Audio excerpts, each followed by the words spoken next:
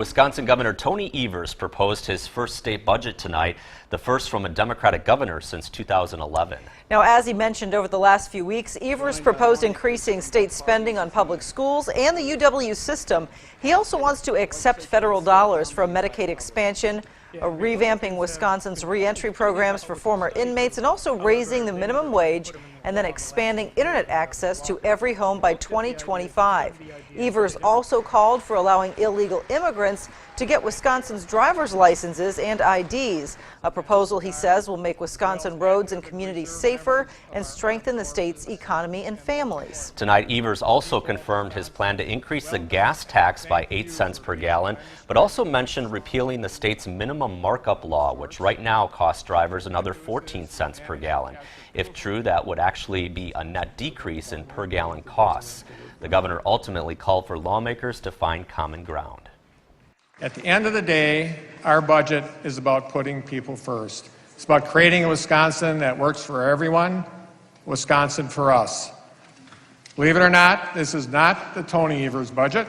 It's not the Democratic budget, the Speaker's budget, or the Republican budget. This is the people's budget.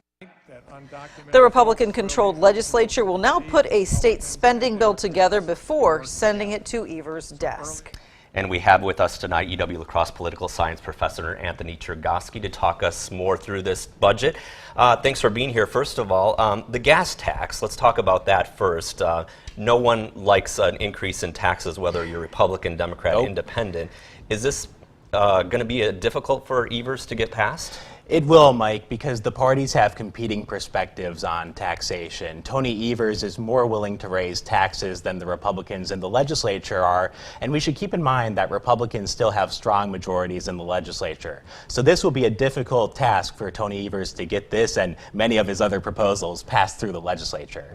I was going to say, a lot of the talk tonight was about common ground and finding common ground by the governor, but of all the subjects we just listed and talked about, are any of these, is he going to be able to find common ground? Well, Martha, Tony Evers did talk a lot about finding common ground, but when you looked at the images, the Republicans sitting stone-faced as Tony Evers was presenting his proposals, it doesn't look so much like common ground as it does a divided state, to be quite honest, where, where's the common ground to be found on Medicaid expansion? It's hard to see.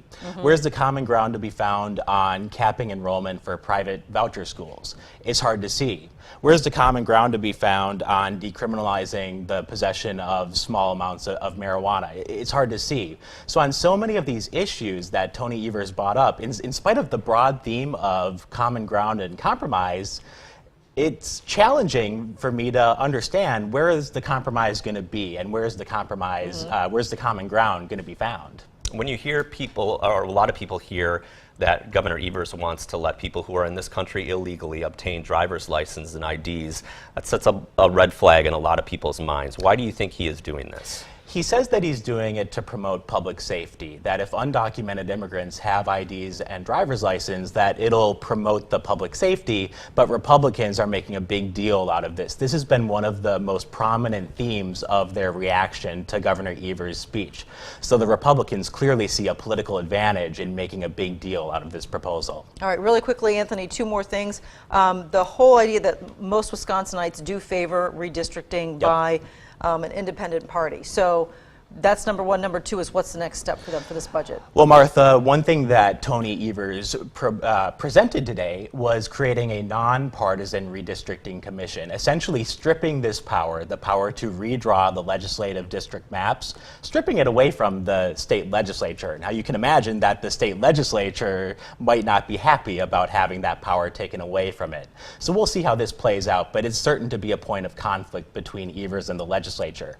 Next up, speaking of the legislature, it's the legislature's turn. The Republican-controlled legislature is sure to discard and disregard much of what Tony Evers has presented today. This is going to be a long, drawn-out process to arrive at a budget, and it's sure to involve plenty of conflict between the parties. All right, Anthony, thanks so much for joining us again tonight, too. Thank you so much.